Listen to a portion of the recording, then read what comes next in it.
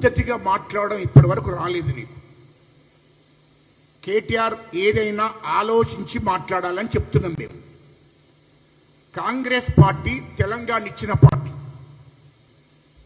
తెలంగాణ రాష్ట్రం ఇచ్చిన పార్టీ, తెలంగాణ ప్రజల కోసం తెలంగాణ ఇచ్చిన పార్టీ కాంగ్రెస్ పార్టీ. ఆ తెలంగాణ రాష్ట్రం ఇచ్చినందుకే కేసీఆర్ అంటోడు ఈ రాష్ట్రానికి ముఖ్యమంత్రి అయిండు, నువ్వు మంత్రి అయినవు.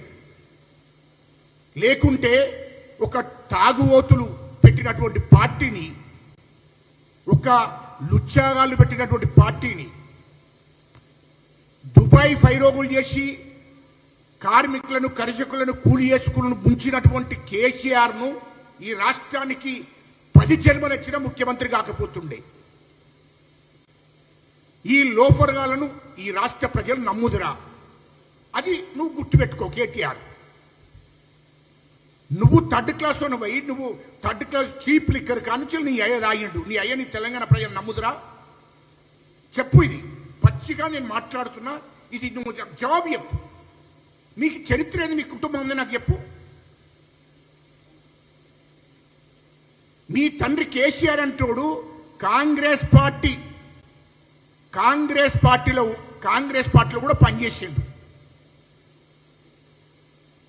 తెలుగుదేశం పార్టీ ఎన్టీ రామారావు దగ్గర పనిచేసిండు. ఎక్కడ పనిచేసినా సారా కానుంచాలి మొదలుకుంటే, చీప్ లిక్కర్ కాడ నుండి మొదలుకుంటే, మరి అట్లా తాక్కుంటా ఉన్నోడు టీఆర్ఎస్ పార్టీ పెడితే ఆ టీఆర్ఎస్ పార్టీని ఏమంటారు? థర్డ్ క్లాస్ వన్ పార్టీ కదా, థర్డ్ క్లాస్ వన్ పార్టీ కదా. పార్టీ పెట్టుకొని ఆ పార్టీ పేరు మీద తెలంగాణ సెంటిమెంట్ను ఉపయోగించుకొని టీఆర్ఎస్ పార్టీని పెట్టుకున్నాడు.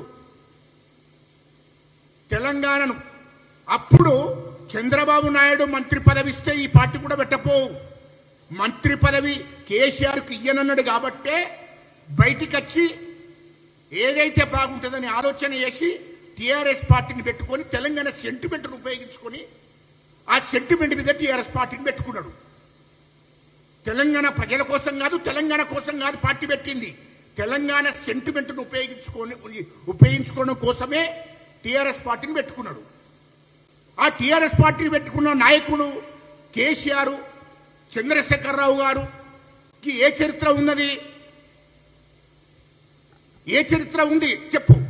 అంతకుముందు మీ ఏ చరిత్ర, కేసీఆర్ చరిత్ర ఏందో తెలుసా? కేటీఆర్ దుబాయ్ ఫైరోగులు చేసుకొని దుబాయ్కి పంపిస్తా అని చెప్పి కార్మికులను కర్షకులను కూలి చేసుకున్నటువంటి ఎస్సీ ఎస్టీ బీసీలను ఆ కాలంలో డబ్బులు లేమని తీసుకొని వాళ్ళందరినీ దుబాయ్కి పంపకుండా మోసం చేసి ఈయన ఢిల్లీలో పోయి ఉన్నాడు. అది కేసీఆర్ చరిత్ర. Subscribe us and press the bell icon for more interesting updates.